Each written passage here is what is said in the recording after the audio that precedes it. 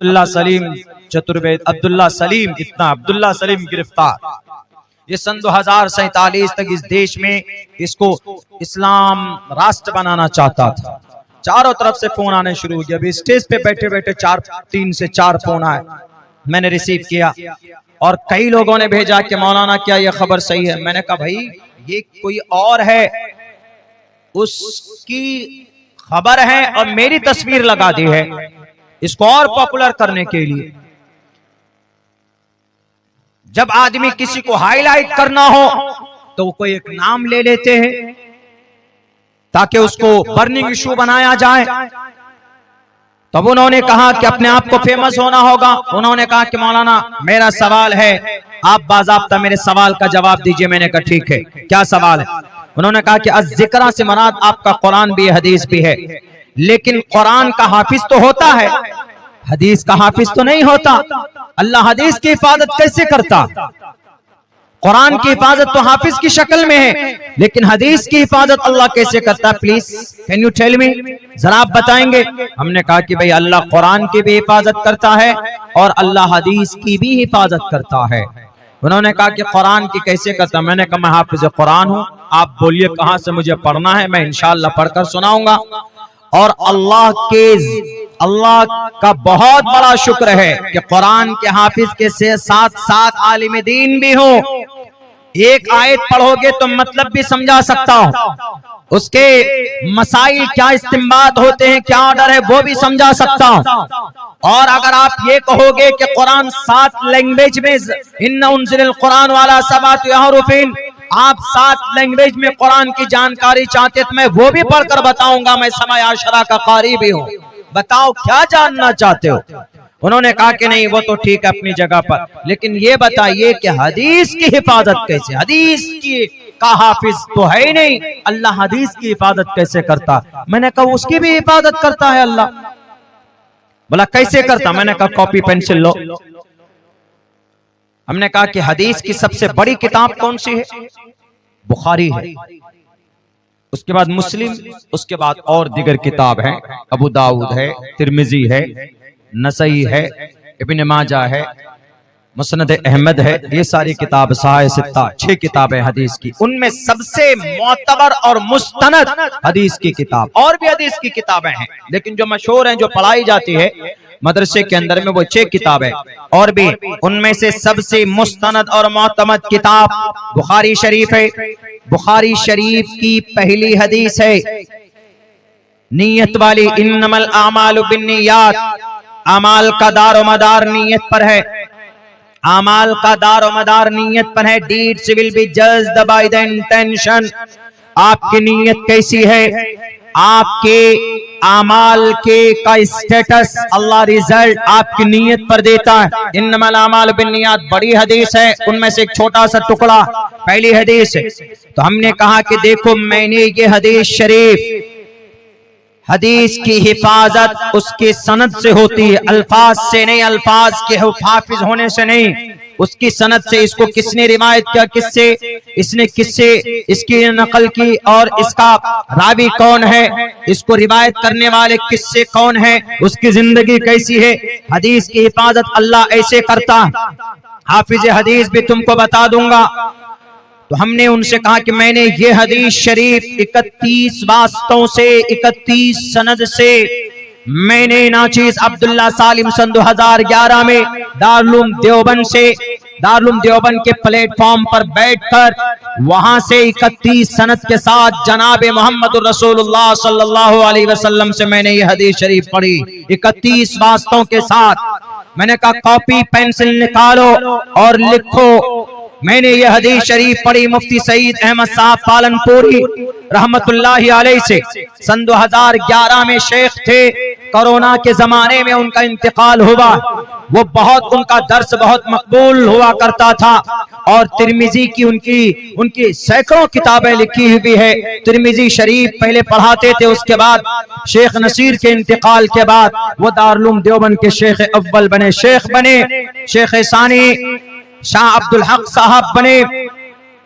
तो मैंने ये हदीस शरीफ बुखारी जिल्द अव्वल की पहली हदीस मैंने कहा लिखना मैंने नबी से कैसे पढ़ी। इस हदीस को 31 वास्तों के साथ मुफ्ती सईद अहमद साहब पालनपुरी से, उन्होंने अपने उस्ताद मौलाना फखरुद्दीन अल्लामा इब्राहिम बलियावी से, उन्होंने अपने उस्ताद शेखुल इस्लाम हुसैन अहमद मदनी से, और उन्होंने अपने उस्ताद अल्लामा अनवर शाह कश्मीरी से, और उन्होंने यह हदीस शरीफ पढ़ी अपने उस्ताद मोहतरम हुज्जतुल इस्लाम शेखुल हिंद मुफ्ती महमूद हसन से, और मुफ्ती महमूद हसन ने यह हदीस शरीफ पढ़ी है हुज्जतुल इस्लाम मौलाना कासिम नानोतवी रहमतुल्लाहि अलैहि से। वो मौलाना कासिम नानोतवी जो एक वक्त में फ्रीडम फाइटर स्वतंत्र सेनानी भी, और उसी वक्त में उसी जमाने में एक आशिक रसूल भी, मौलाना कासिम नानोतवी। बताऊंगा मैं अभी दारुल देवबंद की थोड़ी सी तारीख मुझे पेश करनी है आप लोगों के सामने में। बानिए दारुल देवबंद, बानियाने दारुल देवबंद में पहला नाम कासिम नानोतवी का आता है। नाचीज को वो निस्बत हासिल है, अब्दुल्ला सालिम कासमी लगता है मेरे नाम के सामने में, लेकिन बहुत से लोग सिर्फ चतुर्वेदी लगा देते हैं। चतुर्वेदी, एक जगह तो ड्राइवर पूछता है कि मौलाना आप चतुर्वेदी है, मुसलमान कब बने आप? हमने कहा कि मैं मुसलमान सन 2011 में बना। बोला नहीं नहीं, आपके आगे नाम के आगे चतुर्वेदी जो लगा, त्रिवेदी चतुर्वेदी द्विवेदी होता है ना हिंदू धर्म के अंदर में, जिसको 2 वेदों का ज्ञान हो तो द्विवेदी। बल्कि ऐसा नहीं है, बल्कि एक उनका कास्ट है, बरादरी है। जैसे इस्लाम में चौधरी है, सैयद है, वैसे उनके यहाँ त्रिवेदी चतुर। उन्होंने समझ लिया वैसे ही उन्होंने कहा कि मौलाना आप 11 में मुसलमान बने?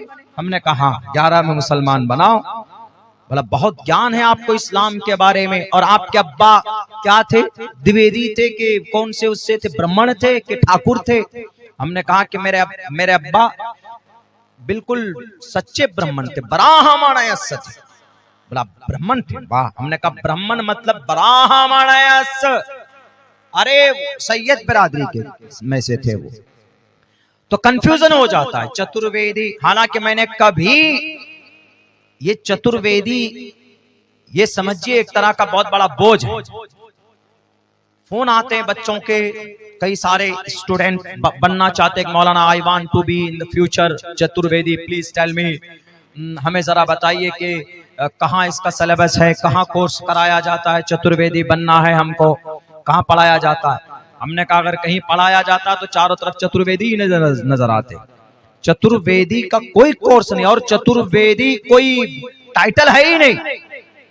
4 वेदों के ज्ञानी को चतुर्वेदी लोग लगा देते हैं। आजकल तो कोई 1-2 मंत्र पढ़ देता है, बहुत फेमस होने के लिए बहुत से लोग ऐसे होते हैं 1-2 मंत्र पढ़ लेते हैं, चतुर्वेदी बन गए। हमने कहा कि मैं चतुर्वेदी नहीं हूं। जाप्ते से अगर वैद कोई जानता उसको चतुर्वेदी बोलते, तो मुझे अठर्वेदी बोलो। मैंने 18 पुराण भी पढ़ा है, हमने बाइबल पढ़ा है, गीता, रामायण, महाभारत, गीता वो पढ़ा है।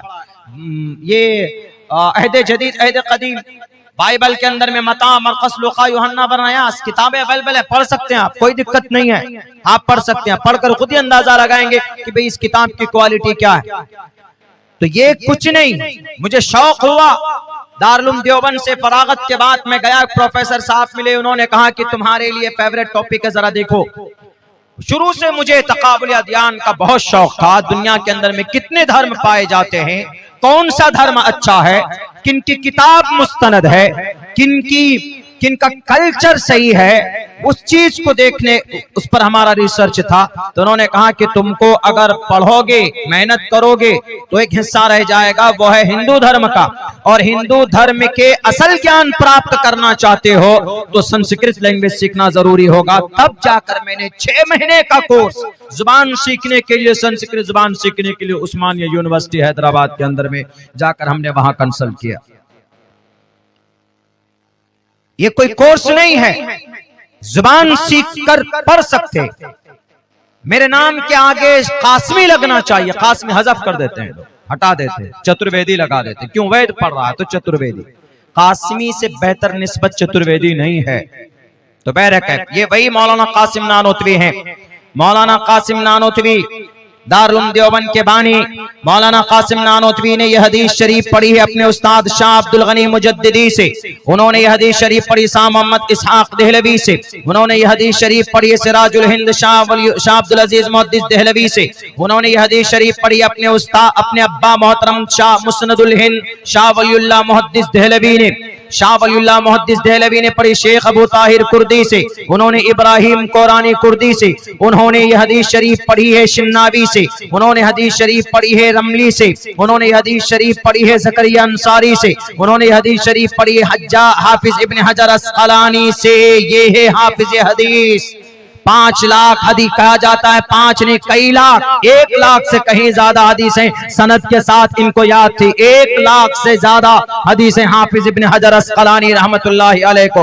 हाफिज इब्न हजर अस्क़लानी पढ़ते हैं अपने उस्ताद तन्नूखी से, वो पढ़ते हैं हज्जार इब्न सोना से, वो पढ़ते हैं जबीदी से, वो पढ़ते हैं अबुल वक्त से, वो पढ़ते हैं दाऊदी से, वो पढ़ते हैं इब्न हमूया से, वो पढ़ते हैं फिरबरी से, वो पढ़ते हैं इमाम बुखारी मोहम्मद बिन इस्माइल बिन इब्राहिम बिन मुगीरा बिन बरदिज़बत अल जोफी अल अमानी अल बुखारी से। इमाम बुखारी जिन्होंने बुखारी शरीफ लिखी, और इमाम बुखारी ये हदीस पढ़ते हैं, ये हदीस शरीफ पढ़ते हैं शेख हुमैदी से, और वो पढ़ते हैं सुफियान बिन उयैना से, वो पढ़ते हैं यहया बिन सईद अंसारी से, वो ये हदीस शरीफ पढ़ते हैं मोहम्मद बिन इब्राहिम तैमी से ताबई से, वो ये हदीस शरीफ पढ़ते हैं सहाबी रसूल हजरत अलक़मा बिन वक्कास लैसी से, और हजरत अलक़मा बिन वक्कास लैसी रिवायत करते हैं उमर फारूक रज़ी अल्लाह तआला अन्हु से, और उमर फारूक फरमाते हैं समिअत उमर इब्न अल-खत्ताब, हजरत अलक़मा फरमाते हैं समिअत उमर इब्न अल-खत्ताब अलल मिंबर यक़ूल क़ाल नबी सल्लल्लाहु अलैहि वसल्लम इन्नमल अमालु बिन्नियात। हमने कहा हदीस की हिफाजत अल्लाह से करता है। अल्लाह कुरान की भी हिफाजत करता है, अल्लाह हदीस की भी हिफाजत करता है, दोनों तरह से। अब कुछ लोग इस जमाने में आए कुरान के आकाम को बदलने के लिए, मसाइल को बदलना, गोया कुरान के हुक्म को बदलना है। हमारा कुरान, एक बात जहन में रखिए, ये वो किताब है। बहुत से लोग सवाल करते हैं कि मौलाना जमाना आधुनिक हो गया है, साइंस का जमाना है, टेक्नोलॉजी का जमाना है, थोड़ा आगे बढ़िए, क्या आप कुरान कुरान कुरान कुरान लेकर बैठे? मेरे भाइयों, ये कुरान वो किताब है कयामत तक, कयामत तक, कयामत तक जो मसाइल पेश आ सकते हैं, कयामत तक तमाम मसाइल का हल अल्लाह तबारक व तआला ने इस कुरान करीम के अंदर रखा हुआ। परसों टाटा जमशेदपुर के लिए मैं निकला, ट्रेन में बैठा, 3 नंबर सीट थी, 4 नंबर लोअर बर्थ है। तो एक आदमी पूछता, मैं लेटा हुआ हावड़ा से बैठा हूं तो खड़गपुर है, उसके बाद टाटा नगर जमशेदपुर है।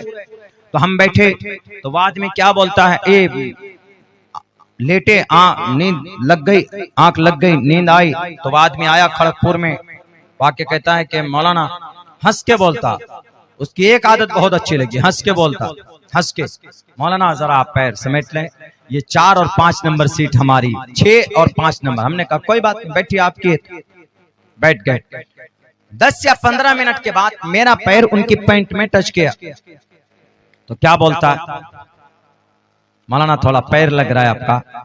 मैंने कहा कोई बात नहीं, गलती हो गई, नहीं लगेगी मेरे, आप बैठे रहे। तो उसके बाद फिर कुछ देर के बाद मैं पैर को नीचे किया, और जो मैंने पहना हुआ था शूज, तो वो उसके बैग में लगता है ऐसे करके, तो उसका बैग थोड़ा बड़ा था। तो बोलता मौलाना थोड़ा देखिए ना, आपका पैर, आपकी जूती मेरे बैग को टच कर रही है। तो कुछ हंस के ही बोलता, बहुत ज्यादा उसमें नहीं, माथे में यहाँ पर तिलक, पैंट और शर्ट में, और यहाँ पर तिलक धारी जो होते हैं, हमारे कोई सनातन धर्मी भाई थे, हस्बैंड वाइफ दोनों साथ में ही थे, वो दोनों थे। तो उन्होंने कहा कि आप जरा वो कीजिए, 1-2 मरतबा। मैंने कहा ठीक है, सॉरी, जगह कम थी, पैर का लग जाना, किसी के बॉडी में टच करना, किसी को वो होना सफर में आम सी बात है। आप बस में जाएं, ट्रेन में जाएं, एक दूसरे को टच करता है, परेशानी, प्रॉब्लम होती है। आदमी को बर्दाश्त करना पड़ता है। वो 4 से 5 मर्तबा बोल चुका। तो मैंने उनको कहा, मैंने कहा कि मोहतरम, आपको प्रॉब्लम मेरे टच करने से नहीं है, आपको प्रॉब्लम मेरी जात से है सिर्फ। हमने कहा कि बताइए। मैंने कहा कि सर आपको कोई प्रॉब्लम है, मुझसे है प्रॉब्लम। मैं एक मुसलमान हूं और आप एक शायद ब्राह्मण होंगे या ठाकुर होंगे या कुछ होंगे, और आपको मेरा बदन टच करना गोया ऐसा लग रहा है कि जैसे कोई शूद्र हो, जैसे कोई नापाक आदमी का पैर या हाथ लग गया है तो आप शूद्र हो गए, आप नापाक हो गए। हमने कहा कि यही फीलिंग आ रही होगी। तो उन्होंने कहा कि नहीं नहीं नहीं लगना चाहिए, आप बस थोड़ा सेफ होकर बैठिए, हमको अच्छा नहीं लगता। तो हमने कहा कि अगर आपको इतनी ही पवित्रता का ख्याल है तो आप अलग से पूरे डब्बा बुक कर लेते, जाते आराम से उसमें। हमने कहा कि जो चीजें आपके दिमाग में भरी गई है ना, हमने कहा कि ये 7872 साल पहले वेद व्यास जी इसका खंडन करके गए हैं। बोला क्या? हमने कहा शूद्रो ब्रह्मन् तामिति ब्रह्मण चैति शूद्रताम क्षेत्रियो याति वितरत्वम विघाद्विष्यम तथेच च स एकेवात्र पति परजानाम कथम पुनर्जति कीर्त पर भेदा। पूरा मंत्र मैंने पढ़ा है। तो ऐसे ऐसे ऐसे हमने कहा कि मंत्र इसका मतलब मालूम है आपको? हमने कहा इसी चीज को दूर करने की कोशिश की गई। जो भी आप लड़ रहे हैं ना, मेरी टांग आपको लग रही तो आपको दर्द महसूस हो रहा है, यार ये क्या मौलाना साहब टोपी और दाढ़ी वाले की टांग लग गई, मैं नापाक हो गया, आपको ऐसा महसूस हो रहा है ना। लेकिन वेद व्यास जी ने मना किया, शूद्रो ब्रह्मण तामिति ब्रह्मण चैति शूद्रताम क्षेत्रियो याति वितरत्वम विघाद्विष्यम तथेच च स एकेवात्र पति परजानाम कथम पुनर्जति कीर्त पर भेदा। इसका पूरा ट्रांसलेशन एक एक वर्ड बाद में बताऊंगा। मतलब सिर्फ ये है कि इस जमीन पर भेदभाव नहीं होना चाहिए, इस जमीन पर कोई छोटा बड़ा नहीं है, इस जमीन पर इंसान का अमल बोलता है, इस जमीन पर इंसान का अकीदा और उसका धर्म और उसका कॉन्सेप्ट ईश्वर के सामने एक्सेप्टेबल होता। वो क्या बोलता है? बोलता है मौलाना आपके कुरान में भी तो है बहुत भेदभाव है, आपके कुरान में भी है अच्छे अच्छे कबीले वजालनाकुम शुऊबम व क़बाइला। अल्लाह ने आपके कुरान में अरबी तो नहीं पढ़ी उसने, लेकिन ये बोला कि आपके यहाँ भेदभाव, तो आपके यहाँ भी आपके कुरान में देखिए कबीले अलग बना दिए, और आपके यहाँ भी तो कोई सैयद है, कोई अंसारी है, कोई कुरैशी है, कोई चौधरी है। उत्तर प्रदेश में शायद यही 2-3 जो बड़े बड़े हैं, और कौन कौन सा खानदान है जिसको बड़ा नाम है, I am Chaudhary, I am Syed जो है। खैर हमने कहा कि अच्छी बात है, लेकिन ये फख्र के लिए नहीं है कि आई एम सैयद, हटो बच्चों, डोंट टच मी, कोई मुझे टच मत करो, ऐसे नहीं है। वजालनाकुम शुऊबन व क़बाइल, शोबे और कबीले बनाए, किस लिए? गर्व के लिए नहीं, लितारफू, तारुफ के लिए, पहचान के लिए। क्या ये मोहल्ला किनका? सैयद बरादरी का। ये मोहल्ला किनका है? वो गांव किनका है? ये कुरैशी खानदान का है। वो किनका? ये गलत नहीं है, पहचान के लिए, तारुफ के लिए। लेकिन अगर कोई कहे कि are you and they are all person Syed related to the Syed, ये सैयद हैं तो फला मोहल्ले वालों को अपनी जूतियों के नोक पर रखेंगे, नहीं। वजालनाकुम शुऊबन व क़बाइल लितारफू इन्ना करमकुम इंदल्लाहि अत्क़ाकुम। हमने कहा पूरे पढ़िए गुरुजी, इन्ना करमकुम इंदल्लाहि अत्क़ाकुम। अल्लाह ने और आगे सटे लफ्जों में बयान कर दिया है कि अगर तुम अपने इन कबीलों और इन खानदानों की वजह से अगर गर्व करोगे तो नहीं मानी जाएगी बात, बल्कि अल्लाह के नजदीक अगर कोई चीज काबिल कबूल है, पसंदीदा अमल है, तो वह इंसान का अमल होता। इन्ना करमकुम इंदल्लाहि अत्क़ाकुम। हमने कहा हमारी नबी की जिंदगी उठाकर देख लो, अपने चचा 42 साल तक नबी की सरपरस्ती करने वाले मरने के बाद इख्तिलाफ रिवायत जहन्नम चले गए, चूंकि अमल उनका अच्छा नहीं था, कुरान और सुन्नत के मुताबिक नहीं था। इस वजह से अल्लाह ने कुरान में भी उनके लिए उनके स्टेटस को को बयान किया है, ए नबी आप दर्द मत उठाइए, ए नबी आप परेशान मत होइए।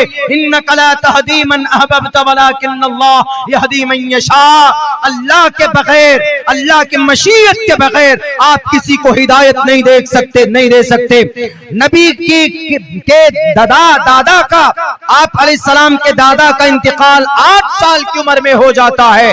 तब से लेकर आप अलैहिस्सलाम 53 साल की उम्र तक अगर कोई सरपरस्त रहा है, नबूवत मिलने तक आपका बड़ा कोई रहा है अपने खानदान में तो आपके चचा अबू तालिब रहे हैं। लेकिन जब ये कुरान और सुन्नत अमल इनका कुरान और हदीस के खिलाफ होता है तो मरने के बाद इख्तिलाफी रिवायत यह है कि वह जहन्नम चले गए। लेकिन वहीं पर एक आदमी गुलाम है, गुलाम काला कलोटा, मोट मोटे,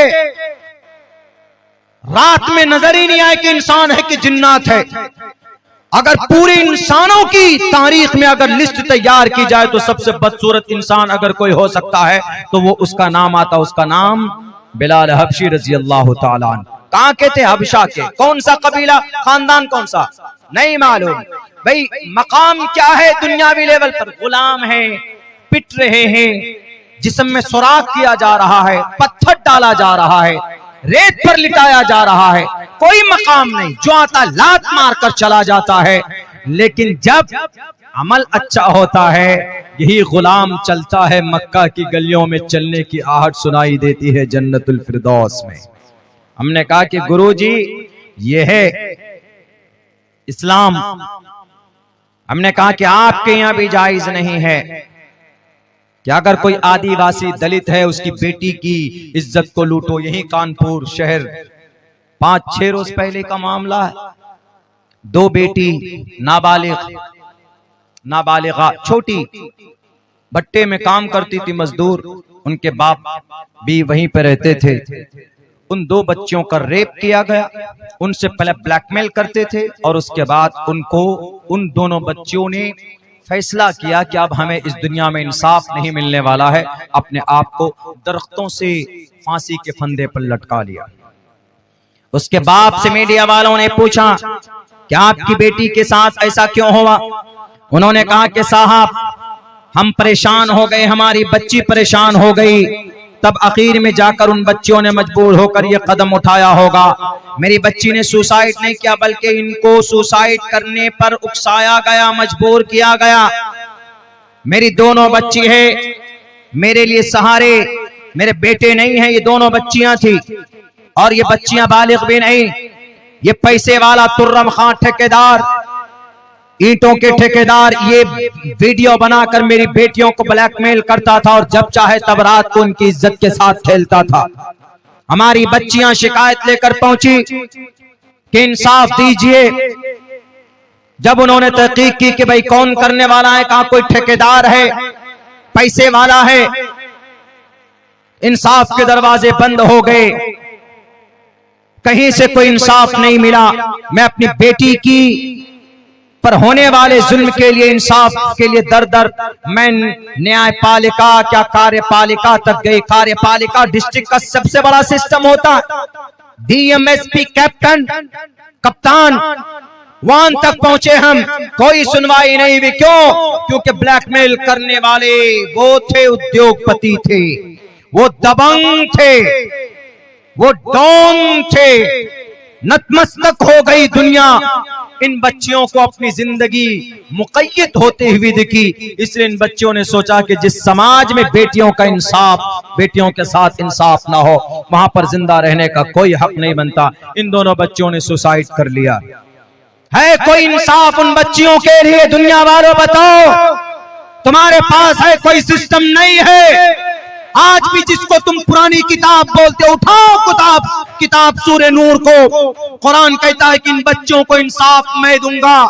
अज़्ज़ानियतु वज़्ज़ानी फजलिदू कुल्ल वाहिदिम मिनहुमा, पकड़ कर लाओ उन रैपिस्टों को और उनके पीठ के ऊपर 100 कोड़े बरसाओ, चमड़े लेदर के कोड़े बरसाओ, ताकि उनकी पीठ से चमड़ा उधर जाए, खून निकले। और सुनो, वला ताखुजुकुम बिहिमा राफतुन फी दीनिल्लाह, ठेकेदार हो कोई, या कोई उद्योगपति हो या कोई बिल्डर हो या कोई मिनिस्टर हो, सीएम हो कि पीएम हो कि डीएम का कोई भांजा हो, कोई सरोकार नहीं है। कुरान कहता है कि उसको 100 कोड़े बरसाओ, मारो उसके जिस्म पर। क्यों?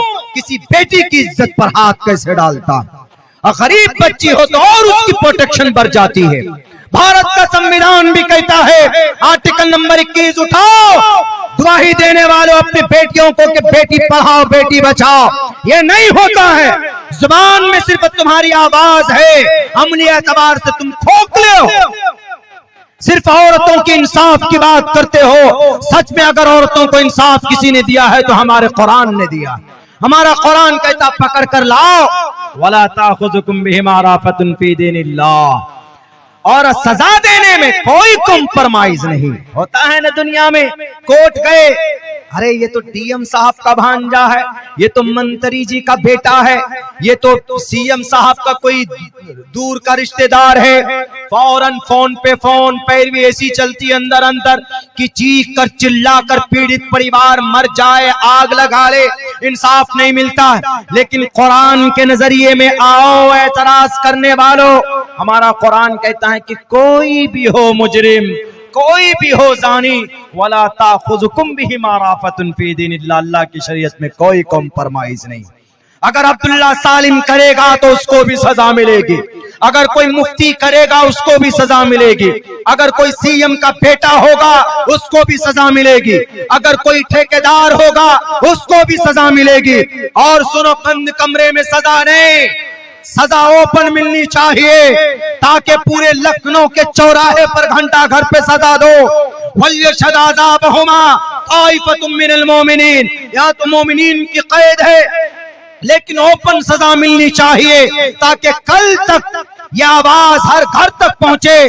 कोई नौजवान समाज की किसी बेटी की इज्जत के साथ खिलवाड़ ना करे, उसके दिल में खौफ हो, उसके दिल में डर हो। हमारा कुरान इन मासूम और इन गरीब बच्चियों को इंसाफ देता है। आज लोग एतराज करते हैं कि मौलाना ये तो बहुत पुरानी किताब हो गई, ये तो बरकत की किताब है, हाफिज कुरान बनाने की किताब है। नहीं, दुनिया के सिस्टम को सुधारने की किताब अगर कोई है तो वो हमारा कुरान। कुरान के खिलाफ कानून बन रहा है, कुरान के खिलाफ बना करीब स्टेट में, नाम नहीं लूंगा समझ जाइए, कुरान के खिलाफ नहीं, कुरान के खिलाफ तो है, संविधान के भी खिलाफ है और समाज के भी खिलाफ है। लड़की लड़का जवान है, अगर कोई लड़की कोई लड़का शादी से पहले संबंध बनाता है तो हम क्या जायज समझते हैं? अच्छी बात है क्या? बिल्कुल नहीं, किसी भी कल्चर में नहीं। क्या हमारे सनातन धर्म में हिंदू भाई चाहेंगे कि उनकी बड़ी बेटी, जवान बेटी किसी भी लड़के से, किसी भी धर्म के लड़के से बिना शादी के रिलेशन बनाए? अच्छी बात नहीं समझते हैं। आज भी गैरत जिंदा है, लेकिन इसको कानूनी शक्ल दी गई। कानूनी, पहले तो ये था हमारी गर्लफ्रेंड, हमारा बॉयफ्रेंड, हमारी सेटिंग, बाजारू लैंग्वेज में यही बोलते। 14 फरवरी आ जाए तो वैलेंटाइंस डे यौम मोहब्बत, क्या आज गुलाब का फूल दो अपनी अपनी सेटिंग को। हमारा नौजवान बहुत गलत रास्ते पर जा रहा है और फिर उसको अपनी कब्जे में लेते हैं, झूठे वादे करते हैं, सपने दिखाते हैं। इस्लाम में इसकी कोई इजाजत नहीं है, लेकिन इस अमल को अब कानूनी शक्ल दिया जा रहा है। कहां पे? करीब के स्टेट में। क्या कहा जा रहा है कि अगर कोई जवान लड़का कोई जवान लड़की बिना शादी के जिंदगी गुजारना चाहे तो एक सिर्फ फॉर्म के अंदर उनको उस फॉर्म में भरना है उस रिश्ते को, और फिर वो अपनी जिंदगी गुजार सकते हैं। हमको तो ये समझ में नहीं आ रहा कि ये क्या शराब पीकर भंग खाकर कानून बनाते हैं। उसका रिजल्ट क्या होगा वो नहीं देखते। इसका रिजल्ट पता क्या होगा? बिना शादी के आपने इसको जायज करार दे दिया, नाजायज संबंध को कानूनी शक्ल दे दी गई। इसको लिव इन रिलेशन बोलते हैं। लिव इन रिलेशन मैं बहुत बोलता हूं इस पे, जरूरी भी इसको बाज़ाब्ता कानूनी शक्ल दी गई। लिव इन रिलेशन मतलब नाजायज संबंध, कानूनी शक्ल हो गई, ठीक है। एक लड़की ने अपने बॉयफ्रेंड के साथ में रिश्ता शुरू किया, 3 साल हो गए, 4 साल हो गए, लेकिन इत्तेफाक से 3 साल 4 साल के बाद जब एक साथ रहेंगे तो कभी कभी मन भर जाता। देखते हैं ना हस्बैंड वाइफ 2 साल 3 साल तक मोहब्बत बहुत होती शुरू में, उसके बाद में फिर क्या होता है, फिर हमेशा झगड़े। हस्बैंड वाइफ बात नहीं करना चाहेंगे ढंग से, एक दूसरे से झगड़ते रहते हैं, लेकिन बैरकत एक पवित्र रिश्ता है, कुछ भी कही। तो 4 साल या 3 साल के बाद लड़की को कोई और अच्छा लड़का मिल गया, पैसे वाले, गाड़ी वाले, तो वह लड़की क्या करेगी, ये जो 1000 पति लड़का है जो 10,000 15,000 कमाता है, अब उस लड़की को करोड़पति मिल जाए तो ये इसको लात नहीं मारेगी। वहां क्या कानून बना है कि लड़की लड़का जब चाहे तब इसको खत्म कर सकते हैं, खत्म, कुछ नहीं करना, जाके सिर्फ बोल देना है कि सर हम ब्रेकअप कर रहे हैं, यानी हम लात मार रहे, भाग जा, पेट भर गया मेरा, रिश्ता खत्म। अब ये जो लड़का है जो 3 साल तक उन्होंने अपनी इमोशंस जुड़ा रहा है, दिल फेंक आशिक बन गया है, अब अगर वो अचानक छोड़कर चली जाएगी करोड़पति लड़के के साथ, तो ये लड़का क्या सही से बैठेगा? ये फौरन कहेगा कि आओ हम तो बहुत केक डे मनाए, बहुत किस डे मनाए, और बहुत रोज डे मनाए, और बहुत हक डे मनाए, आज तुम्हारा मौत डे मनाता हूं, आ जाओ। वो क्या करेगा, वो गुस्से में आकर चाकू उठाएगा, उनके जिस्म के, लड़की के जिस्म के 35 टुकड़े करेगा और उसको फिर कूड़ेदान में डालेगा। याद आया कुछ 35 टुकड़े से?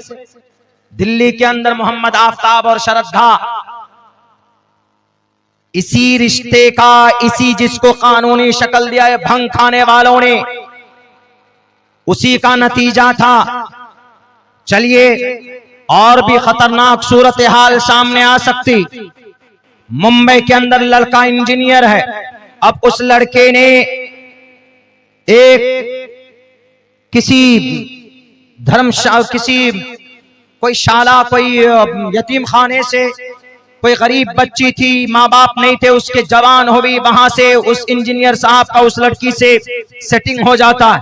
वो 4 साल 5 साल मुंबई के फ्लैट में रहते, लड़की का मन भर जाता है, लड़की कहती है कि आई वांट टू ब्रेकअप, मैं तुम्हें लात मारना चाहती हूँ, मैं तुम्हारे साथ अब रिश्ता कंटिन्यू नहीं करना चाहती हूँ, मैं दूसरी जिंदगी शुरू करना चाहती हूँ। लड़का कहता है कैसे कैसे हो सकता, तुम्हारे बिना मैं खा नहीं सकता, तुम्हारे बिना मैं सो नहीं सकता, तुम्हारे बिना मुझे नींद नहीं आएगी, ऐसे कैसे होगा? इश्क मजाजी में पढ़कर पूरी जिंदगी हमने तबाह की, तुम मेरी नहीं होगी तो किसी और का भी नहीं होने दूंगा, यही डायलॉग है ना दिल फेंक आशिकों का मोबाइलों के अंदर में, तुम मेरी नहीं तो किसी की नहीं। ये आए वो इंजीनियर लड़का है, आप देख लीजिए प्रिंट मीडिया के अंदर में वाकयात उसके भरे हुए। उन्होंने कहा अच्छा, लड़की ने फाइनली फैसला कर लिया मुझे तुम्हारे साथ नहीं रहना, मैं दूसरी जगह पे रिश्ता कर रही हूँ, वो उनके साथ में मेरा चलेगा लिव इन रिलेशन। तो अब पता उस लड़के ने क्या किया, उस लड़के ने उस लड़की का मर्डर किया। मर्डर करने के बाद उसके जिस्म के बोटी कर करके गोश्त को, मांस को, पूरी बॉडी के मांस को उन्होंने फ्रीजर में डाल दिया, और फिर हर दिन शाम को आता था जॉब करके, नौकरी करके, 250-250 ग्राम प्रेशर कुकर में डाल के वो चिकन मटन की तरह उबालता था और वो खाता था। इंजीनियर लड़का। रिश्ता कौन सा था? लिव इन रिलेशन, जिसको इन नालायकों ने कानूनी दर्जा दिया है। Protection of our life and personal liberty, article number 21।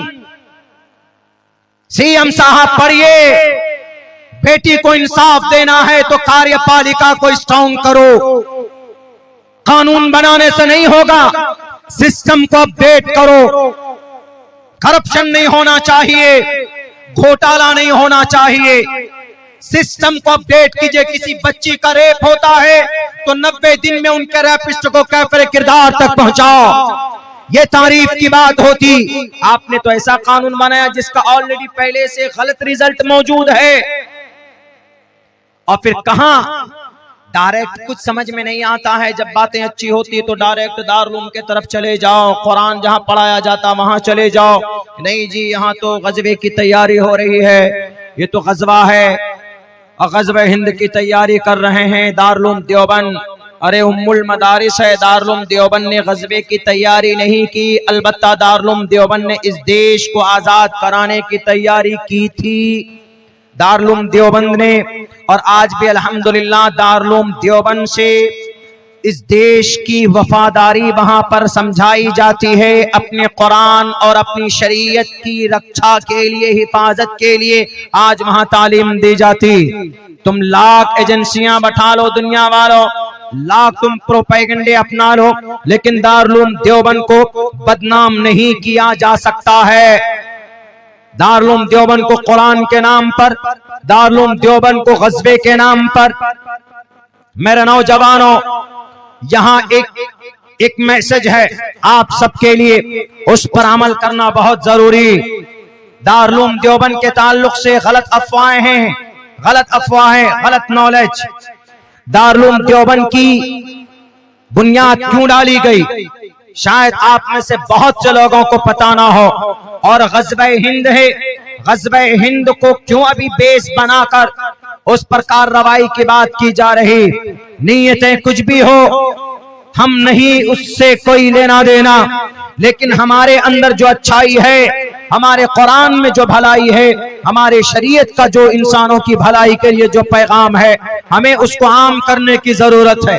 अगर किसी को गलतफहमी है हमारे नमाज पढ़ने से,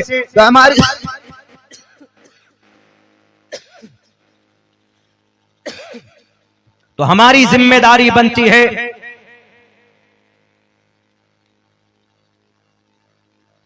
तो ठंडा पानी।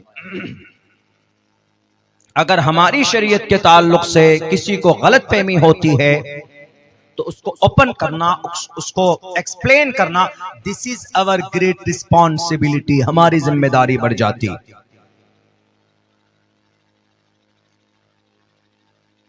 गज़वे हिंद 708 या 711 ईस्वी में, यानी 800 सदी ईस्वी में, सन 800 में ये तकरीबन हो चुका है गज़वे हिंद।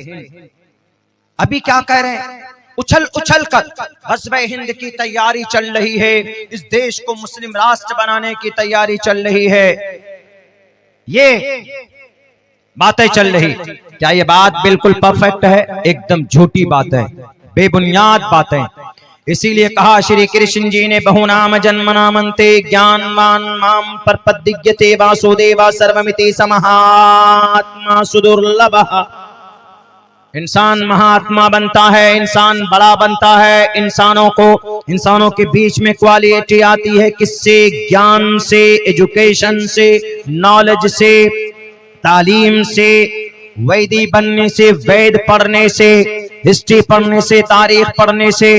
और जो लोग बोल रहे हैं कि दारुल देवबंद में गज़वे की तैयारी चल रही है, I used to study in Darul Deoband completely 2 years, 2 साल तक ना चीज वहां पढ़ा है, और 14 साल तक कंप्लीटली मैं मदरसे में पढ़ा हूँ। 14 साल तक मदरसे की रोटी मैंने खाई है, मदरसे की दाल पीकर, रोटी खाकर मैंने तालीम हासिल की है।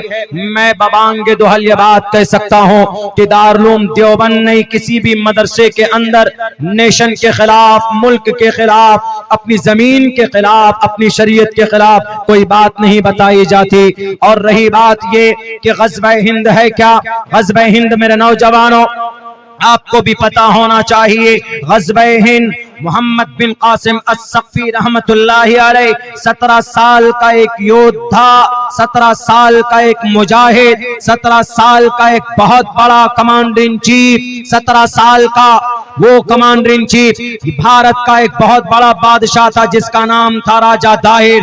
राजा दाहिर और मोहम्मद बिन कासिम के बीच में जंग होती, और इस जंग की शुरुआत होती है एक काफिले को लूटने से। राजा चीरानंद जो कालीकट के राजा थे, जिन्होंने भारत के अंदर सबसे पहली मस्जिद बनाई, उस राजा चीरानंद ने अरब के जो हुक्मरान थे, उस वक्त अमीर थे वलीद बिन अब्दुल मलिक, उनके अच्छाई और सिफात को सुनने के बाद वो उनसे बहुत ज्यादा मोहब्बत करने लगे। तो उन्होंने हदिया और तोहफे में काफले को भेजा कि जाओ वलीद बिन अब्दुल मलिक के पास। लेकिन जब ये सिंध में पहुंचा तो ये जो राजा दाहिर थे, इन्होंने उस काफले को लूट लिया। एक आदमी को भेज दिया कि जाओ इस काफले के लूटने की खबर तुम अपने बादशाह को दो। उस वक्त उस इलाके का बादशाह हज्जाज बिन यूसुफ थे और अमीर उस वक्त के वलीद बिन अब्दुल मलिक थे। तो हज्जाज बिन यूसुफ ने कहा कि राजा दाहिर, मैं तुमसे लड़ाई नहीं करना चाहता, मुझे जंग नहीं करना। मेरे जो माल, मेरे जो दौलत थे, यानी मेरे जो हीरे जवाहिरात और सोने चांदी राजा चीरानन ने मुझे दिया था, वो मुझे वापस कर दो। मैं तुमसे मुकाबला नहीं करना चाहता। I don't want to be a battlefield। हम जंग के मैदान में नहीं जाना चाहते, हम जंग नहीं करना चाहते। राजा दाहिर ने कहा कि तुम्हारी हड्डियों में ताकत नहीं है, तुम्हारे खून में गर्मी नहीं है हज्जाज बिन यूसुफ। लेकिन हज्जाज बिन यूसुफ कोई बुज़दिल नहीं। हज्जाज बिन यूसुफ ने अपने भांजे, अपने भतीजे मोहम्मद बिन कासिम, उसको कहा कि जाओ जरा राजा दाहिर को सबक सिखा करके आओ। राजा दाहिर को भेजा गया। राजा दाहिर के सामने हज्जाज बिन यूसुफ को भेजा जाता, ये मोहम्मद बिन कासिम को भेजा गया। मोहम्मद बिन कासिम को उम्र 17 साल।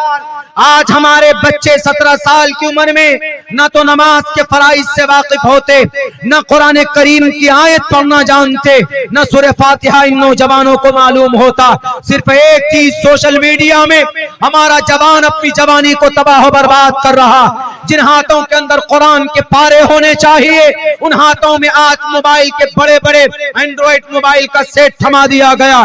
जिन हाथों के अंदर तस्बीह के दाने होने चाहिए, उन नौजवानों के हाथों में क्रिकेट का बॉल और बल्ला थमा दिया गया। जिन माथे के ऊपर टोपी होनी चाहिए, पगड़ियां होनी चाहिए, उस टोपी और पगड़ी के जगह पर बड़े बड़े अंग्रेजी कटबाल हमारे नौजवान करने लगे।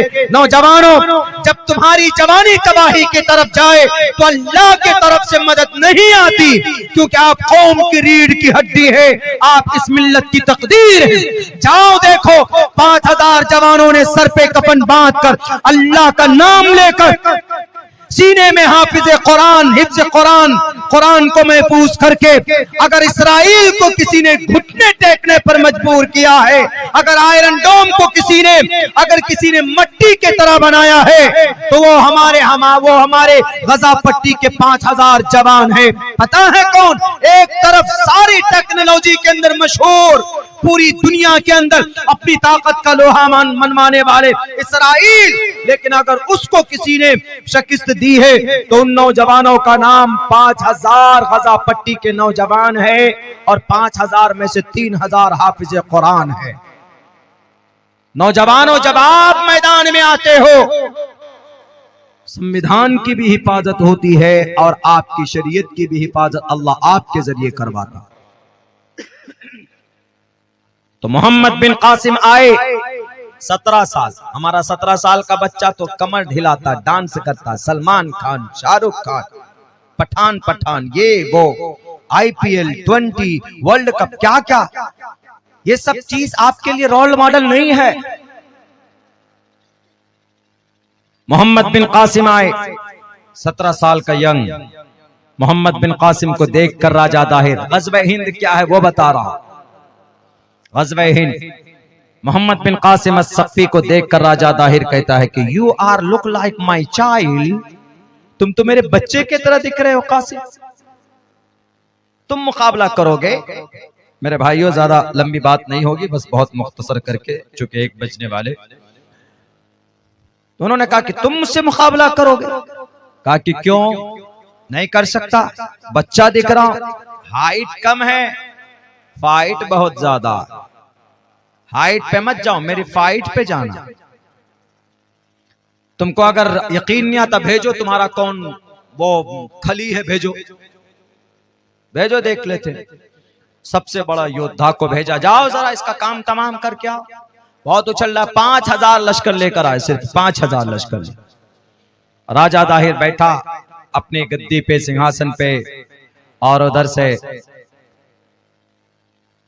कासिम, मोहम्मद बिन कासिम अस्सक़फ़ी आए मैदान में। वार किया, बचे पलटकर इतने जोर से वार किया है मोहम्मद बिन कासिम ने, बिजली की तरह चमकती हुई तलवार से, जो ढाल है ना, एक हाथ में ढाल और एक हाथ में तलवार होती थी पहले जमाने में, तो वो ढाल चीर कर उस योद्धा, उस फौजी का, उसके सर के 2 टुकड़े कर दिए थे। मोहम्मद बिन कासिम की जुर्रत को देखकर राजा ताहिर की आधी हिम्मत वहीं खत्म हो गई थी। अब मैदान जीत लेते मोहम्मद बिन कासिम, कब्जा कर लेते। वो थी ग़ज़वे हिंद। अक्सर उलमा की यही राय है, अक्सर उलमा मतलब 75% उलमा ये कहते हैं कि जो हदीस है जिसकी बुनियाद पर वबाल है, हदीस ये है कि जो आदमी ग़ज़वे हिंद में शरीक होगा, अल्लाह तबारक व तआला वो अगर शहीद होगा, शरीक होगा और शहीद हो जाए तो बहुत बड़े दर्जात होंगे, उसके फजीलत है ग़ज़वे हिंद। अब इसी हदीस को देखिए, हिंदुस्तान के अंदर जंग की तैयारी कुरान हदीस में है। हदीस के अंदर में है कि जो ग़ज़वे हिंद करेगा, जो हिंदुस्तान से जंग करेगा, जो लड़ेगा।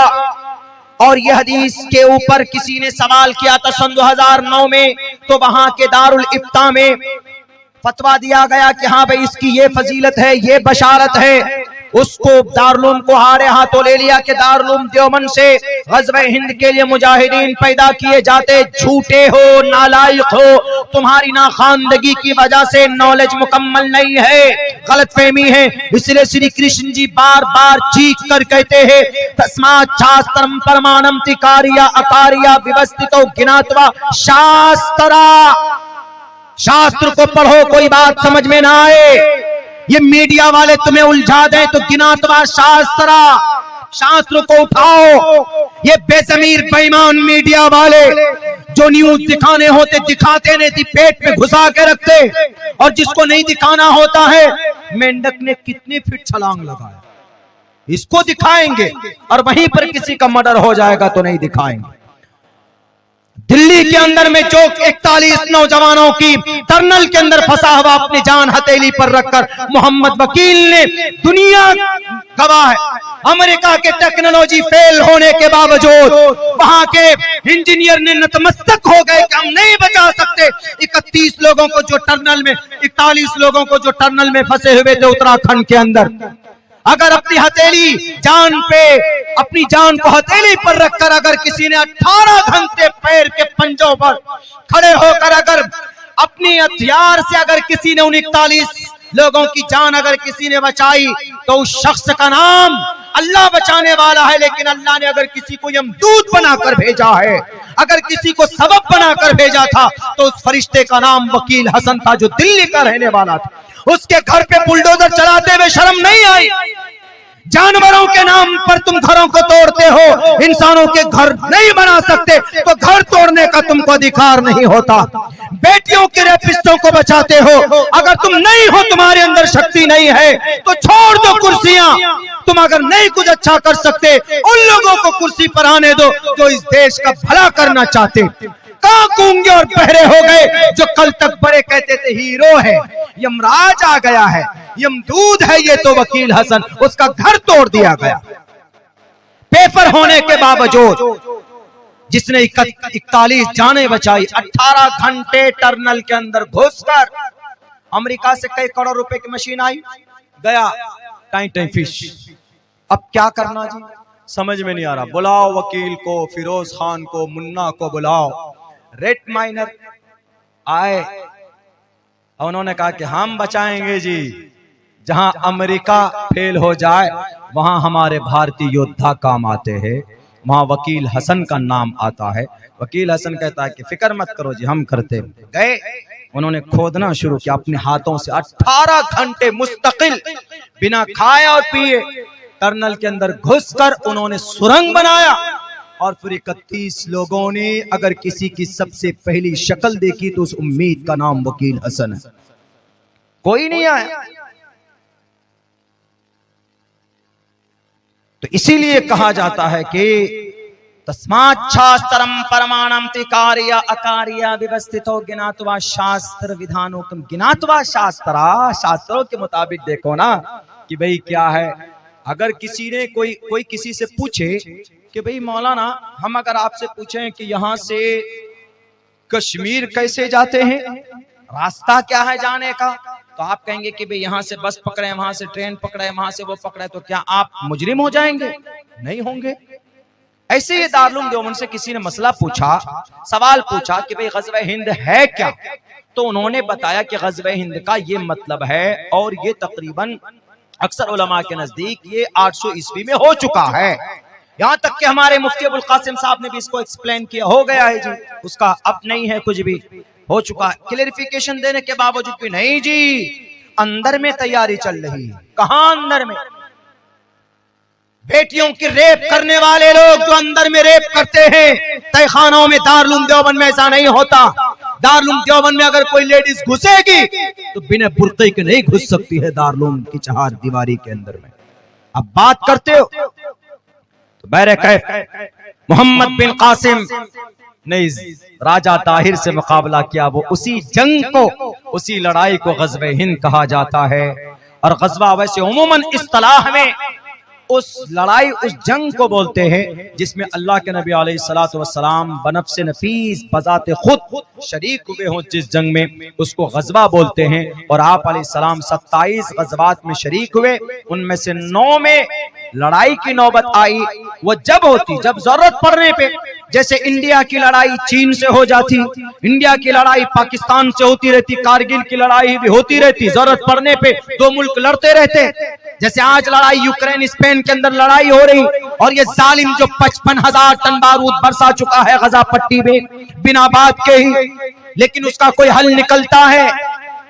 कोई हल निकलता? यहाँ तो हल नहीं, कुछ नहीं जी, बस मारो। 50,000 मासूमों को शहीद किया जा चुका है, 50,000। दुनिया खामोश बैठी हुई है। मुसलमानों कोई मदद के लिए नहीं आने वाला। जिन पर गुरूर कर रहे हैं ना जजीरतुल अरब पे, ये बेईमान हो चुके हैं, बेईमान, ऐश परस्त हो चुके हैं। सऊदी अरब का जो सलमान बैठा हुआ है ना, उसने अपना बुत बनाया है, मुजस्समा बनाया लटकाने के लिए। ये जजीरतुल अरब में जो अबू धाबी, जो यूएई का कैपिटल है, 27 एकड़ जमीन कैपिटल की। मानो कि आपकी दिल्ली के अंदर में अगर 27 एकड़ आपको जमीन मिल जाए तो आपसे बड़ा कोई नहीं। फ्री में जमीन दी गई, किस लिए? कॉलेज के लिए नहीं, मस्जिद के लिए नहीं, बुत परस्ती के लिए। बुत बना दिया गया, अब भव्य बुत खाना बना दिया गया है। कहां?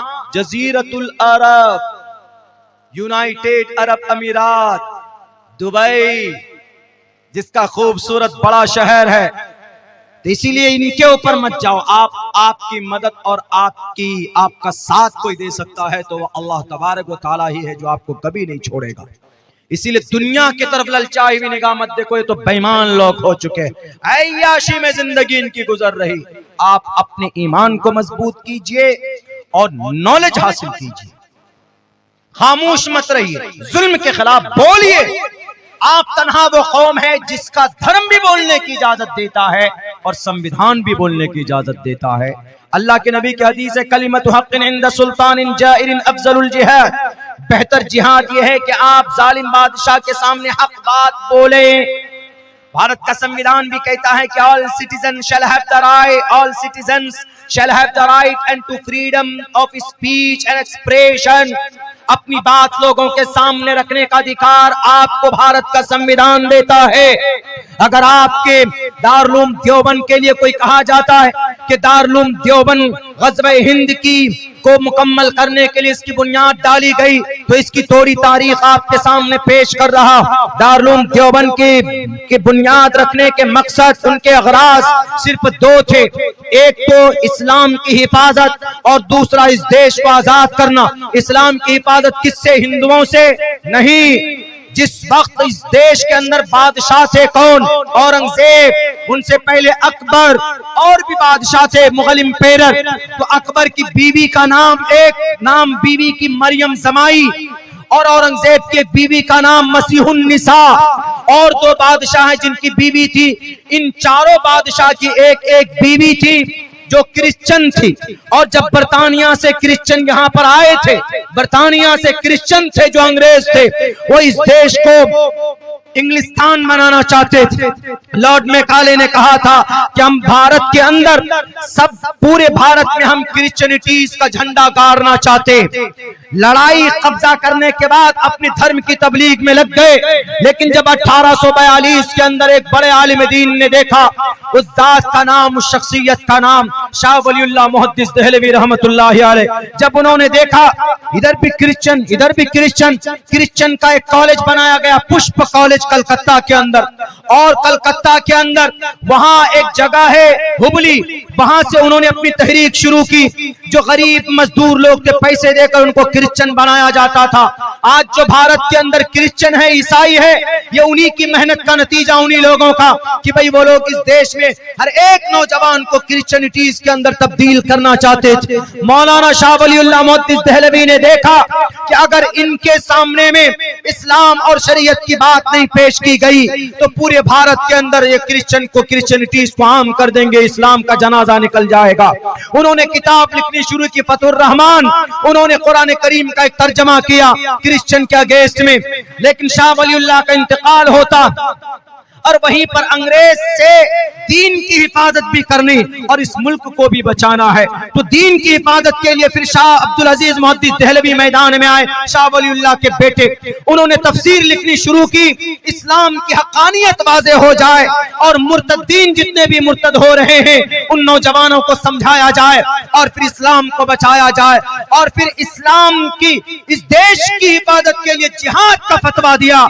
1803 के अंदर अंग्रेज के खिलाफ मैदान में कहा कि इस देश को बचाना जरूरी। अगर शाह अब्दुल अजीज ना होते, शाह वलीउल्लाह ना होते, मौलाना कासिम नानोतवी की जमात तैयार ना होती। मौलाना कासिम नानोतवी ने बाज़ाब्ता फैसला किया 1857 के अंदर हमें अपने दीन की भी हिफाजत करनी है और हमें इस देश की भी हिफाजत करनी। तो उन्होंने दीन की हिफाजत के लिए 15 मुहर्रमुल हराम 31 मई 1866 को मस्जिद छत्ता के करीब में एक अनार के दरख्त के नीचे अरबी मदरसा के नाम से बुनियाद डाली गई। मस्जिद छत्ता आज भी मौजूद है। नाचीज को 6 महीने तक इमामत का मौका वहां पर मिला है, जाइए और देखिए। और बाद में दारुल देवबंद के नाम से उस मदरसे को शोहरत मिली है। दारुल देवबंद की बुनियाद डाली गई, शेखुल हिंद पैदा हुए। दारुल देवबंद की बुनियाद डाली गई, शेखुल हिंद पैदा हुए। एक तरफ शेख है, एक तरफ मुफस्सिर है, एक तरफ फकीह है जो अपनी दलाइल की रोशनी में क्रिश्चियनों से मुबाहसा कर रहे हैं। और फिर बड़े बड़े आपके यहीं पर, आपके यहीं लखनऊ के अंदर कई सारे ऐसे हमारे अकाबिर गुजरे हैं जिन्होंने अपनी पूरी जिंदगी ईसाइयत को खत्म करने के लिए अपनी दलाइल की रोशनी में उनको शिकस्त दी है मेरे भाइयों। लेकिन इस देश को भी नहीं छोड़ा। यही कासिम नानोतवी हैं जो आशिक रसूल भी थे और फ्रीडम फाइटर भी थे, जो अपने देश के रक्षक भी थे और अपनी शरीयत के झंडे को भी बुलंद करना चाहते थे। एक मर्तबा शूट एट साइट का ऑर्डर होता, कासिम नानोतवी को कहा जाता है कि कासिम नानोतवी को जहां पर भी दिखे गोलियों से भून दो। कासिम नानोतवी 3 दिन तक के लिए छुप गए। उनके दोस्तों के कहने की वजह से 3 दिन के बाद निकलते हैं। लोग पूछते हैं कि कासिम नानोतवी आप क्यों इतनी जल्दी बाहर आ गए, आपको तो अभी और छुप कर रहना है। कासिम नानोतवी ने कहा कि मैं नबी की सुन्नत के खिलाफ नहीं कर सकता। मेरे नबी गारे सौर में 3 दिन तक रुके थे। मैं आशिक रसूल हूँ, मैं अपने नबी के खिलाफ नहीं जा सकता। मेरी जान जाए तो जाए, इस देश की मिट्टी में मिल जाए मेरा खून, लेकिन कभी भी मैं अपने शरीयत के खिलाफ नहीं जा सकता। ये थे आशिक रसूल कासिम नानोतवी रहमतुल्लाहि अलैह। उसके बाद ये कासिम नानोतवी अपनी नबी की सुन्नत से इतनी मोहब्बत, दारुल देवबंद में एक पेड़ लगाते हैं गुलाब का, और गुलाब के फूल में डेली आकर सूंघते हैं, तब पढ़ाने जाते। तो एक बार उनके माली ने कहा कि मौलाना क्या वजह है, जरा बताएं तो सही, आप डेली आते हैं, आप सूंघते हैं, तब जाते हैं। कासिम नानोतवी ने कहा तुम्हें पता है हमारे नबी के पसीने से जो खुशबू निकलती थी, उस खुशबू, उसका महक गुलाब के खुशबू की तरह होता था। मैं इसलिए सूंघता हूँ ताकि मुझे मेरे नबी के पसीने की खुशबू याद हो जाए, ताजा हो जाए, वो महक ताजा हो जाए। है कोई इतना बड़ा आशिक रसूल और इतना बड़ा स्वतंत्र सेनानी 1857 में शामली के अंदर, पानीपत शामली के अंदर जो मैदान है, जाओ। कासिम नानोतवी के कनपट्टी पर लगी थी गोली, अंग्रेज ने गोली मारी थी, बेहोश होकर गिर गए थे। 10-15-20 मिनट के बाद उठते हैं, उस अंग्रेज का खात्मा करते हैं। यह है सच्चा फ्रीडम फाइटर, स्वतंत्र सेनानी कासिम नानोतवी। उसकी बुनियाद डाली हुई है ये दारुल देवबंद। उनकी शुरुआत है इखलास के साथ, इस मदरसे की बुनियाद डाली गई। तब से लेकर आज तक 2 लाख फुज़ला दारुल देवबंद पैदा हुए, लेकिन आज तक कोई माए कलाल नहीं बता सकता है कि इन 2 लाख में से 2 ने भी देश विरोधी कोई काम किया हो। 2 ने भी नहीं बता सकते। क्यों?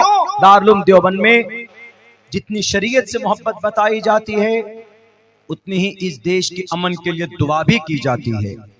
हमें याद है सन 2011 में एक स्ट्राइक और एक प्रोटेस्ट हुआ था मौलाना गुलाम मुस्तानवी को लेकर, हम लोग भी थे वहां पे। तो उस वक्त शेख सानी रो रो कर दुआएं कर रहे थे दारुल के लिए भी, और अपने इस मुल्क के अंदर अमन व अमान की फिजा कायम हो उसके लिए भी दुआ कर रहे थे। अल्हम्दुलिल्लाह दारुल देवबंद अपने मौक़िफ़ को बिल्कुल वाज़ेह किए हुए है। जिन लोगों के अंदर में गलत फहमी है, भाई दारुल देवबंद ग़ज़वे हिंद की तैयारी कर रहा है, गलत बात है। जाइए देखिए वहां पर क्या होता है। बच्चे 2 रोटी वो दाल सुबह के अंदर, आज भी वहां हमने खुद, हमें याद है कि फजर की नमाज के बाद में हम लोग सादी चाय, काली चाय जिसको बोलते हैं, सादी चाय बनाते थे, और रात में जो खाकर रोटी के साइड का जो हिस्सा हाशिया जिसे हम बोलते थे, जो बच जाता था, हम लोग वो उस चाय से खाते थे। और आज भी मेरी आदत है, मैं चाय से रोटी खाता हूं। मैंने यहां पर भी कहा, पूछ लीजिए यहां ना कि आपके यहाँ बिरयानी, वो मटन, वो कोरमा है, लेकिन मैंने नहीं खाया। एक बोटी मैंने शायद ली, 1-1.5 बोटी, लेकिन मैंने कहा चाय मंगाइए, मैं चाय से रोटी खाऊं। और मुझे अगर बासी चाय रोटी मिल जाए तो मेरे लिए वो पुलाव से भी बेहतर है। ये वही मदरसे की आदत है इन मदरसों के अंदर में। तो इन मदरसों के अंदर में ढंग से भी खाना नहीं मिलता है बेचारे। क्यों? उन्हें अपनी शरीयत को जानना है, अपने अल्लाह की कैसे करीब हो, अल्लाह ने क्या फरमाया कुरान में, वो चीजें निकालना चाहते हैं। इनको क्या जरूरत है लड़ने मरने विरने की? हाँ, जब देश में, जब शरीयत में, जब हमारे मुल्क में कोई दुश्मन आकर आक्रमण करेगा, तो अपनी जान की कुर्बानी देकर उस मुल्क की और हमारे उस धरती की को बचाना, ये हमारा ईमानी फरीजा है। और अल्हम्दुलिल्लाह तकरीबन 65,000 उलमा मदारिस से निकलकर इस देश के लिए कुर्बानी दी है, तब जाकर देश आजाद हुआ है। इसीलिए इन मदारिस का बाकी रहना बहुत जरूरी है।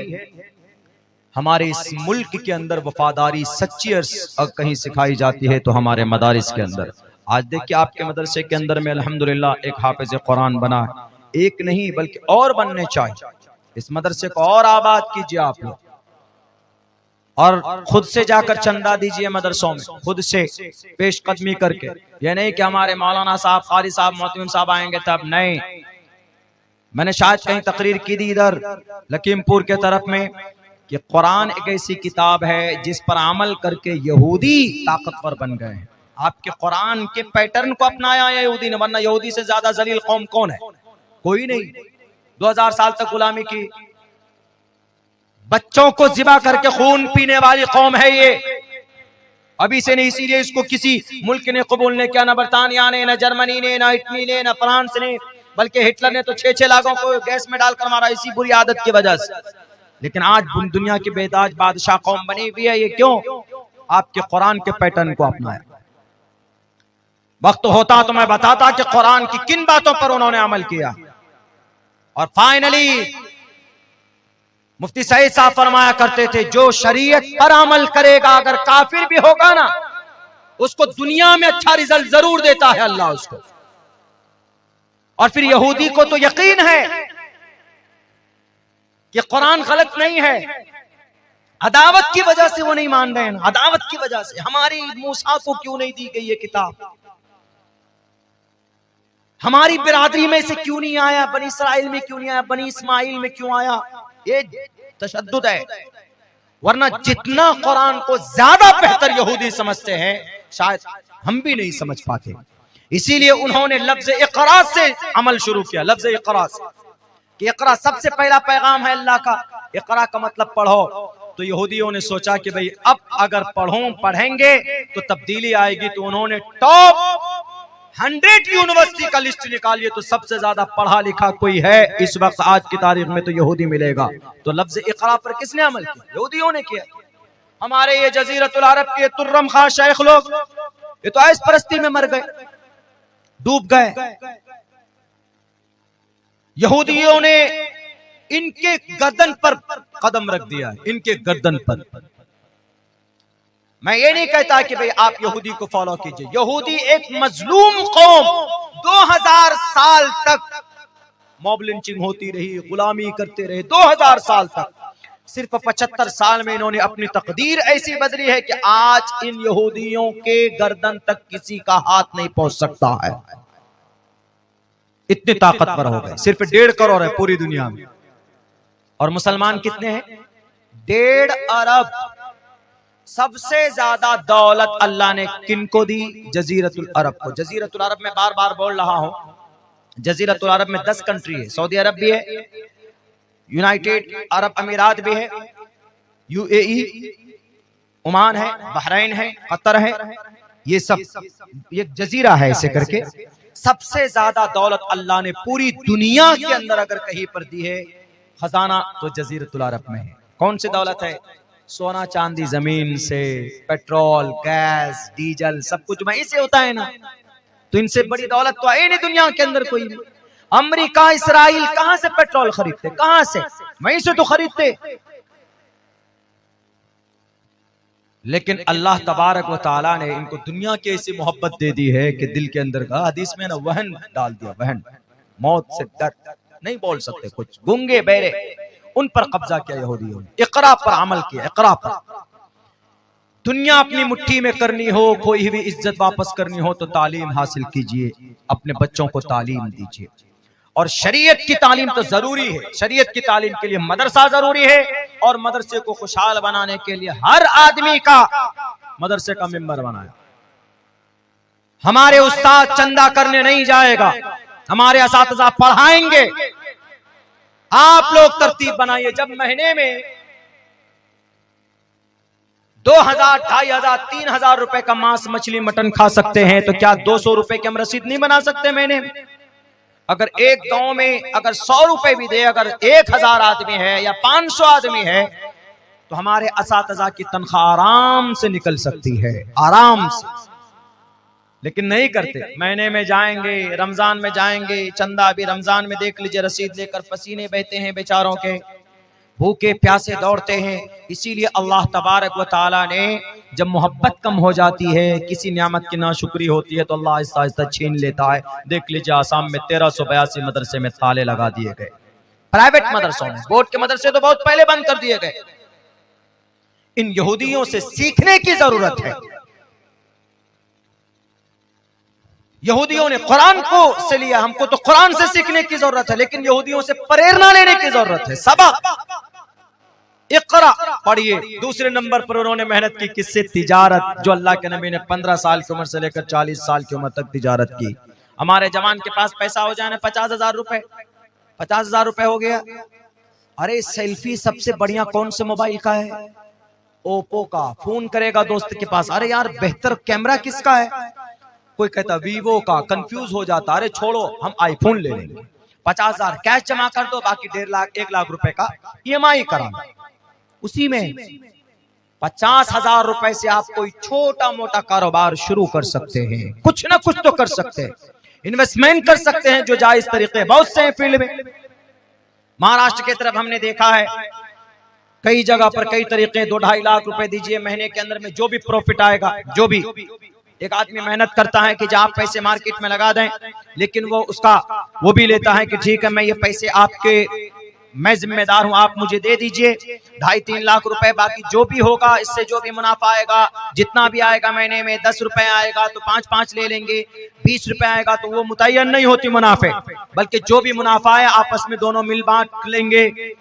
बहुत सारे तरीके हैं, जायज तरीके हैं। कारोबार के उलमा किराम से पूछ सकते हैं, मुफ्तियान किराम से पूछ करके कर सकते हैं, लेकिन नहीं 50,000 रुपए आए फोन ले लेंगे, यहूदियों से पूछिए जाकर के, यहूदी बच्चों के पास अगर $50,000 आता है तो उसको 1 लाख कैसे होगा, उसके लिए वो मेहनत करता। तिजारत नबी का तरीका है। आप अलैहिस्सलाम ने 35 साल तक तिजारत का काम किया, जनाब मोहम्मद रसूलुल्लाह सल्लल्लाहु अलैहि वसल्लम ने। अबू बकर सिद्दीक, उमर फारूक, हजरत इमाम अबू हनीफा, एक्सपोर्ट इंपोर्ट का काम था। खलीफा बने हुए हैं उमर फारूक, कंधे पर कपड़े की गट्टी लेकर मार्केट में जा रहे हैं। हजरत अली कहते हैं व्हाट इज नीड, क्या जरूरत है, आप तो खलीफा हैं, अमीर बन गए। कहा नहीं नहीं, मैं बीवी बाल बच्चे को कहां से पालूंगा। कहा नहीं नहीं, आप तो वजीफा ले लेंगे। नहीं भाई, मैं अपनी मेहनत मजदूरी की कमाई अपने बीवी बाल बच्चों को खिलाना चाहता हूँ, मेरा ये पेशा पहले से है। लेकिन मजबूरन जबरन जब उनको वजीफा तय किया गया तब उन्होंने उसको छोड़ा, किसी और के हवाले कर दिया। इसीलिए कारोबार में जवानों को, मुस्लिम कौम को आगे आना चाहिए। और ये 2 काम, तीसरा काम यूनिटी होनी चाहिए। ये 3 पैटर्न यहूदियों ने इस्लाम से लिया है, तो आज वो कामयाब। पिछले 75 साल में 1945 में उनके पास जगह भी नहीं थी। 1945 में ये यरूशलेम और इसराइल जगह दी गई फलस्तीन के अंदर। लेकिन आज जो इनकी जुल्म बर्बरियत है, 800 प्रोडक्ट पूरी दुनिया के अंदर लॉन्च किया हुआ है। आप जो साबुन यूज करते हैं डिटॉल, मेड इन यहूदी। आप जो लाइफ बॉय इस्तेमाल करते हैं, मेड इन यहूदी। आप जो डब शैम्पू इस्तेमाल करते हैं, मेड इन यहूदी। डब हेड एंड शोल्डर्स आप शैम्पू इस्तेमाल करते, मेड इन यहूदी। आप जो बाल को कलर करने के लिए गार्नियर इस्तेमाल करते, मेड इन यहूदी। आप जो लॉरेल कलर इस्तेमाल करते, मेड इन यहूदी। आप जो कोलगेट यूज करते हैं, पेस्ट, मेड इन यहूदी। आप जो ओरल बी ब्रश यूज करते हैं, वो मेड इन यहूदी। सारी चीजें, Coca Cola, Thums Up, Pepsi, Mirinda, 7 up, सब मेड इन यहूदी। Pizza, burger, KFC, made in यहूदी। IPhone, Motorola, Samsung, made in यहूदी। सारी चीजें यहूदियों की। क्यों? तिजारत की दुनिया में इन्होंने कदम जमाया, जो हमारे नबी 35 साल तक कंटिन्यू करते रहे। हम मुसलमानों ने छोड़ दिया तो अगयार अमल करके कहां से कहां पहुंच गए। अल्लाह से दुआ करता हूं